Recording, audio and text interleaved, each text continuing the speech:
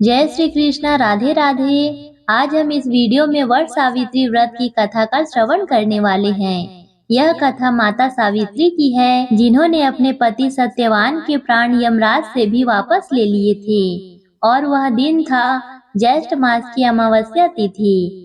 तभी से ज्येष्ठ मास की अमावस्या तिथि पर वट सावित्री का व्रत धारण किया जाता है और वट वृक्ष की पूजा आराधना की जाती है। इस व्रत में वट वृक्ष यानी बरगद के पेड़ की पूजा की जाती है, क्योंकि इसमें ब्रह्मा, विष्णु और महेश का निवास स्थान माना जाता है। वट सावित्री व्रत पर्यावरण संरक्षण का भी संदेश देता है, क्योंकि वृक्षों को संरक्षित करना जीवन के लिए महत्वपूर्ण होता है। पौराणिक मान्यताओं के अनुसार आज के दिन वट वृक्ष की पूजा करने से मनोवांछित फलों की प्राप्ति होती है। अखंड सौभाग्य, सुख, समृद्धि और संतान की प्राप्ति होती है। इसलिए इस व्रत को सौभाग्यवती महिलाएं निर्जल रहकर धारण करती है और वट वृक्ष की पूजा करती है। वट सावित्री व्रत की पौराणिक कथा के अनुसार भद्र देश के एक राजा थे, जिनका नाम अश्वपति था। भद्र देश के राजा अश्वपति के कोई संतान नहीं थी। उन्होंने संतान की प्राप्ति के लिए मंत्रोड़न के साथ प्रतिदिन 1 लाख आहुतियां दी। 18 वर्षों तक यह क्रम जारी रहा। इसके बाद सावित्री देवी ने प्रकट होकर वर दिया। सावित्री देवी ने कहा कि हे राजन, मैं तुझसे अत्यंत प्रसन्न हूँ और तुझे एक तपस्वी कन्या होने का वरदान देती हूँ। सावित्री देवी की कृपा से कुछ समय के बाद एक कन्या संतति की प्राप्ति हुई, जिसका नाम सावित्री रखा गया।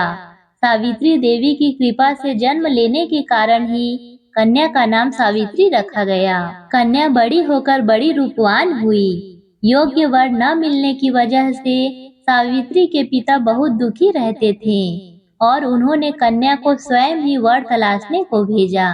सावित्री तपोवन में भटकने लगी। वहाँ साल्व देश के राजा दुमतसेन रहते थे, क्योंकि उनका राज्य किसी ने छीन लिया था। उनके पुत्र सत्यवान को देखकर सावित्री ने अपने पति के रूप में उनका वरण किया। ऋषि राज नारद को जब यह बात पता चली तो वह राजा अश्वपति के पास पहुँचे और कहा कि हे राजन, यह आप क्या कर रहे हैं? सत्यवान गुणवान है, धर्मात्मा है और बलवान भी है, पर उसकी आयु बहुत छोटी है। वह अल्प आयु है और 1 वर्ष के बाद ही उसकी मृत्यु हो जाएगी। ऋषि राज नारद की बात सुनकर राजा अश्वपति घोर चिंता में डूब गए। सावित्री ने उनसे कारण पूछा तो राजा ने कहा कि हे पुत्री, तुमने जिस राजकुमार को अपने वर के रूप में चुना है वह अल्प आयु है। तुम्हें किसी और को अपना जीवन साथी बनाना चाहिए। इस पर सावित्री ने कहा कि हे पिताजी, आर्य कन्याएं अपना पति एक बार ही वरण करती है,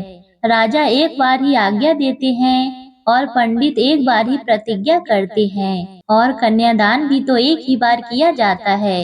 सावित्री हठ करने लगी और बोली, मैं सत्यवान से ही विवाह करूंगी। राजा अश्वपति ने सावित्री का विवाह सत्यवान से कर दिया।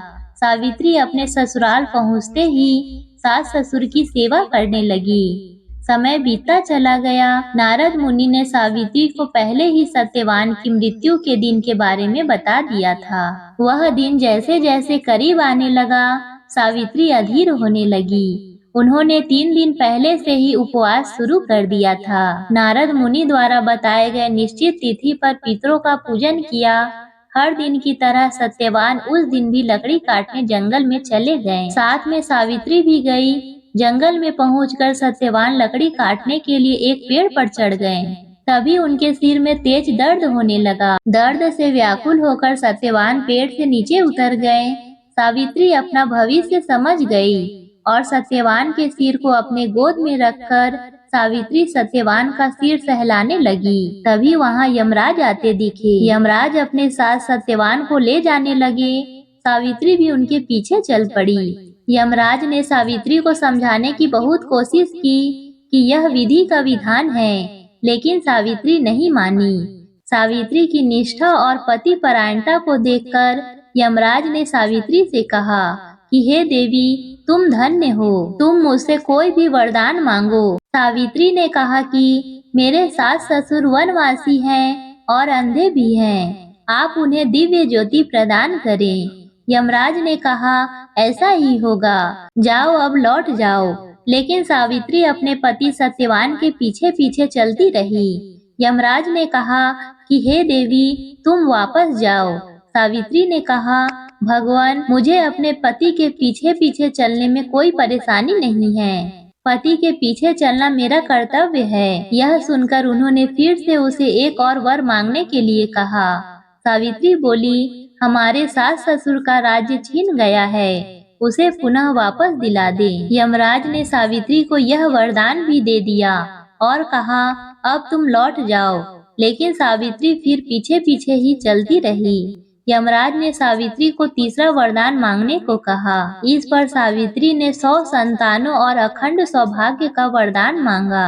यमराज ने इसका वरदान भी सावित्री को दे दिया। सावित्री ने यमराज से कहा कि हे प्रभु, मैं तो एक पतिव्रता पत्नी हूँ और आपने मुझे पुत्रवती होने का आशीर्वाद दिया है। अगर आप मेरे पति को साथ लेकर जा रहे हैं तो मुझे 100 संतानें कैसे प्राप्त होगी और मुझे अखंड सौभाग्य की प्राप्ति कैसे होगी। यह सुनकर यमराज को सत्यवान के प्राण छोड़ने पड़े और यमराज अंतर ध्यान हो गए और सावित्री उसी वट वृक्ष के पास आ गई जहाँ उसके पति का मृत शरीर पड़ा हुआ था। सत्यवान जीवित हो गया और दोनों खुशी खुशी अपने राज्य की ओर चल पड़े। दोनों घर पहुँचे तो देखा कि माता पिता को दिव्य ज्योति प्राप्त हो गई। इस प्रकार सावित्री सत्यवान चिरकाल तक राज्य का सुख भोगते रहे। अतः पतिव्रता सावित्री के अनुरूप ही पहले अपने सास ससुर का उचित पूजन करें, उसके बाद अन्य विधियों का प्रारंभ करें। वट सावित्री व्रत करने और इस कथा को सुनने से उपासिक के वैवाहिक जीवन या जीवन साथी की आयु पर किसी भी प्रकार का कोई संकट आया हो तो वह टल जाता है। प्रेम से बोलिए माता सावित्री की जय। तो चलिए अब जानते हैं कि हमें वट सावित्री का व्रत कब करना है। अमावस्या तिथि कब प्रारंभ हो रही है और कब समाप्त हो रही है। तो ज्येष्ठ मास की अमावस्या तिथि प्रारंभ हो रही है 26 मई 2025 को दोपहर 12:12 पर और अमावस्या तिथि का समापन होगा 27 मई को सुबह 8:32 पर। तो वैसे तो सूर्योदय कालीन अमावस्या हमें प्राप्त हो रही है 27 मई को, लेकिन शास्त्रों में कहा गया है कि वट सावित्री का व्रत जब हम धारण करें तो दोपहर में भी अमावस्या होनी चाहिए। ऐसे में 26 मई 2025 को वट सावित्री का व्रत रखा जाएगा और 26 मई को सोमवार का दिन है, तो यह बहुत ही श्रेष्ठ और शुभ संयोग है। इसी दिन सोमती अमावस्या भी होगी और इसके साथ ही वट सावित्री का व्रत भी होगा। पूजा का, प्रार्थना का, व्रत का कई गुना फल हमें प्राप्त होगा।